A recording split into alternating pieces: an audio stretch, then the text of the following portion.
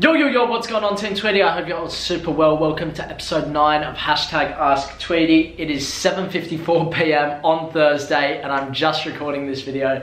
I was literally I was doing some stuff for the website and I was like, oh, it's Thursday, what do I want to do? I want to try and catch up on the vlog. And I was like, oh my goodness, I need to record a #AskTweedie.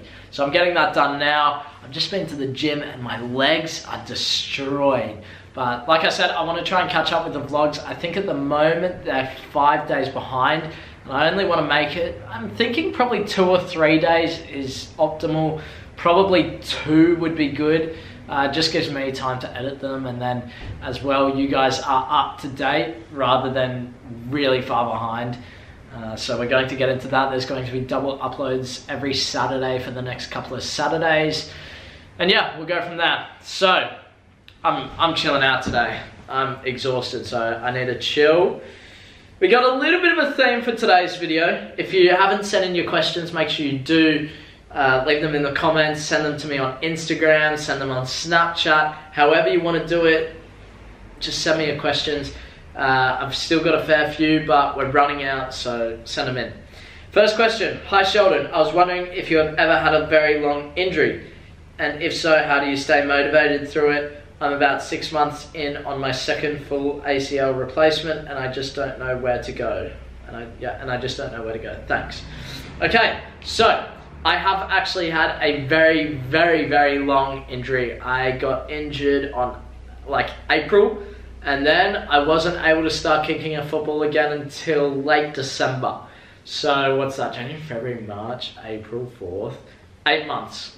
And what actually happened, it's called a Liz Frank injury, and basically I had to get a screw put in me. I had to have surgery twice, one to put it in and then one to take it out. To stay motivated, look, I think it comes down to the person that you are, and I'll get into that, but I also want to get into something else. So the person that you are, if football is what you want, you're never going to not be motivated. For me, I've always wanted football and I don't really understand what motivation is. It's kind of just, I've always been like, man, I just want to be a footballer. That's all I want to do. I don't want to have a job where I sit down and work for somebody. I just want to be a footballer. So that's been my goal throughout my whole life, to become a professional footballer, and to have that in your mind helps a lot. But look, I'm not telling you, sit down and say to yourself, I want to be a footballer, I want to be a footballer, I want to be a footballer, and then you're going to be motivated through your injury. It depends on the person you are. Maybe you're a footballer and you get injured and then you end up getting into selling these, I don't know, you just make some random product and you start selling it. Then that's what you might be into. You might be into selling stuff like this, or you might be into doing makeup for people. I don't know, whatever you're into, just whatever your passion is what you're going to follow at the end of the day, and that's what you should do. And maybe in that injury time you realize football isn't for you. It's too hard with injuries, the training's too much, the journey's too hard, you have to save up a lot of money to travel, there's a lot of rejection, you get criticized, and maybe that's not for you. So that's where I'd first say that, look, maybe football's not for you. Follow your passion, whether it's football or not, and if you want it, then you're just gonna stay motivated through it. Now, in saying that, what really did help me stay motivated in the sense of not getting down on myself during my injury was, well, first off, when I got my injury, I was training for about 2 years straight, I think it was, maybe 2.5 years,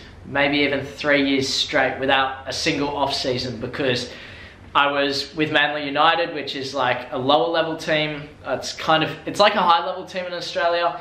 And then I was with the Sydney FC Youth League squad in the off season. So I was training 4 days a week with them, maybe even 5 some weeks, I forget.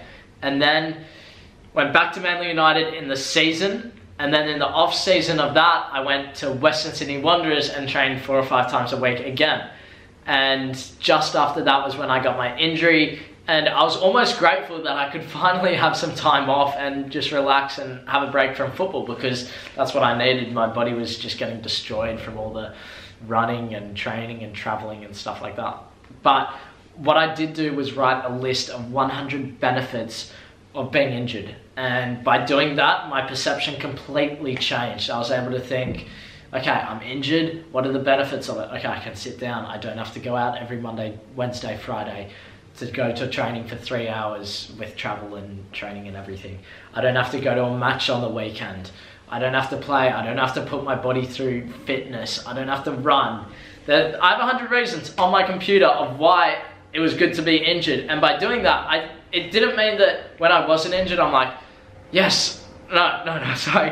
It didn't mean that when I wasn't injured, I'm like, oh, I wish I was injured because of all these things. It's just that during that time, by writing those benefits and changing your perception on the injury, it helps a lot. So if you're going through a long-term injury, I suggest you do that. Write the benefits of being injured. You'll find it helps massively.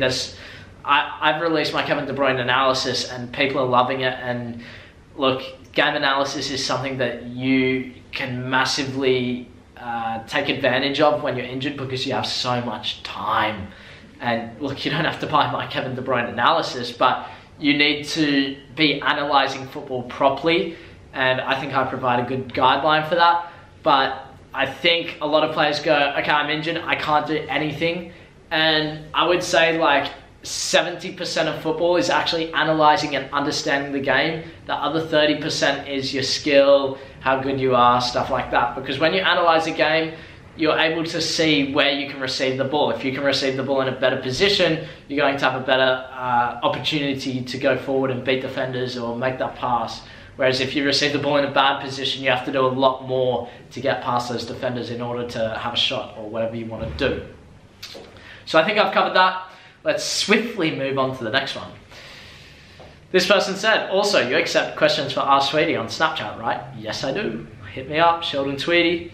Okay, so I know you talk about this a little, but you didn't go in, I suck at reading off phones, but you didn't go in detail. Why do you think training 1 hour a day is better than, let's say, 3 hours? Yes, I know you say you'll focus more, but you could do like different sessions. Let's say 1 hour, then take a little break and then go again. Excuse me. So, I actually had a massive rant on today's vlog about this and telling people to stop training for 3 hours today, 3 hours a day. I reckon it's like, you'll see more of the rant. I don't want to ruin it for you guys. It's probably going to come out in 5 days or so. But how I like to see it is quality over quantity. If you can have a quality session for 30 minutes and get what you would have got done in, say, 2 hours, then why are you at the park for 2 hours? You're just wasting time. And so many people go to the park. I've told the story of a young Socceroo who was down at the park and he was training, doing his session. He was doing a little bit of shooting. It wasn't very like, let's do this and focus on that. It was kind of shoot, okay, let's do that, 5 shots, then sit down, go on his phone, text some people for 5, 10, 15 minutes. Okay, now let's get back up, do a couple more shots, text some people. And I know that so many people that go to trainings for 3 hours by themselves, you're not training. And if you're honest with yourself, like you're not properly putting everything into that session. And like when I go down the park if I went for 2 hours, I would not put everything into it. I'd put everything into maybe the first half hour and then I'd be like, this is so boring. Or, oh, this drill again. Like, when I say quality training is team training. Quality training is 5v5s in a futsal court where you really push yourself. Games, that's training as well. I think everybody's perception is, I need to do thousands of hours of individual training. Sure, that helps, but it's about the quality of that session. And like I say, again, people spend 3 hours training individually, but nobody spends 3 hours analysing a football match. And that's what just completely blows my mind. Sorry, I'm dying from this air, it's really cold. That's what completely blows my mind. Nobody spends 3 hours analysing a football match, but people are willing to go down to the park and train for 3 hours. I just don't understand it. It doesn't make sense to me why you think going down to the park for 3 hours and practicing your ball skills will help you like more than analysing a game. You put it higher on the pedestal than you do of the match analysis. And I think people have it wrong, and you know, it's my opinion. There's obviously no facts about it, but you look at players, like when I did my Kevin De Bruyne analysis video, he's picking up the ball in very, very good spaces, and I guarantee you that Pep Guardiola would probably sit, actually no, my God, I'm dying. I have a good story. So Guardiola one night was sitting down, analysing Barcelona versus, I don't know whether it was Barcelona versus, but he was analysing Real Madrid. I think that's what it was. And what actually happened was that Messi, they were looking at how to beat Real Madrid. And what he saw was that there was like a space for the attacking midfield role, or the centre forward role for Messi, which was when Guardiola was there. And Guardiola saw this and he's like, Messi, come over to my house. And this was at 1 AM apparently. Excuse me, I'm gonna have to get some water. So, what happened was, if I can find my water, there we go. Messi goes over to Guardiola's house and he watches the video. And Guardiola says to him, look at this, this is amazing. And that's how Messi became like a very good player, because he was able to position himself in these amazing spaces that nobody had ever seen before. And that came from Guardiola analysing the video, and then Messi analysing the video, and then positioning himself in the game. So many people, like, I just don't get it. I just don't get it. Guys, stop training for 3 hours a day. Start analysing videos as well.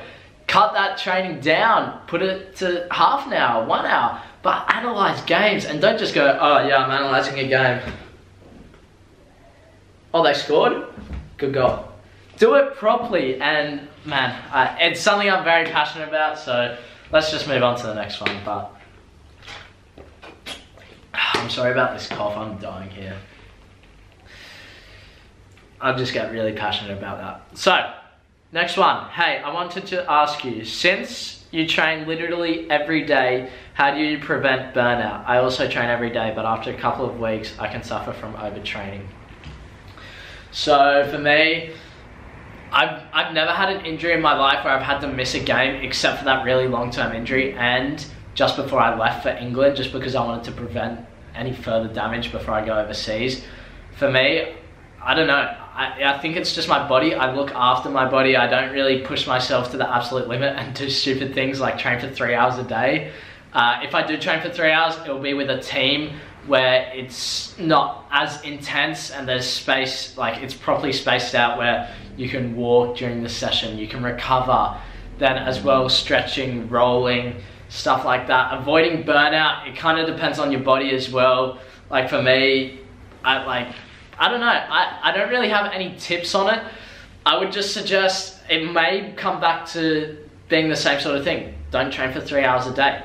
Train properly, and I don't know, that's just my view on it. Avoiding burnout. How do you avoid burnout? Stretching, rolling, eat the right foods. So make sure you're getting carbs, proteins, and that's straight after your session. So within 15 minutes, you need to be having like a chocolate milk, or I don't know, anything with protein and carbs. It can be a recovery drink. That's very, very important, because that recovers your muscles.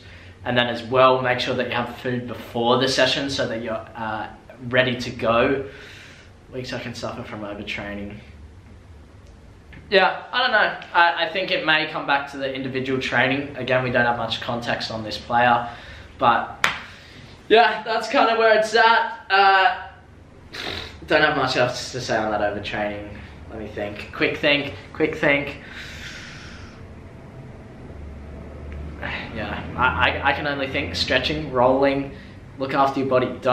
If you're not feeling right, this is what I add. If you're not feeling right, don't train. And that goes for team training as well. Always prioritize team training over individual training, over gym training. Team training is the #1 thing that you should be focusing on. If you're not feeling good to do a gym session, then don't do it. I always, I don't know, if I have a game on the weekend and it's Thursday, I'm supposed to be doing a leg session, I'll skip that leg session if I'm not feeling up to it, because I want to make sure that I'm ready for the Friday session with the team and then the game on the weekend. So it's about feeling your body, not just training to train, but make sure you can get the most out of your training session. But anyway, Team Tweedie, I'm signing out. Make sure you leave a like on this video. Send me in your questions, anything related to football. I'm gonna die if I don't stop this now. So make sure you subscribe if you're new around here. Join the journey. I'll see you in the next video. Bye.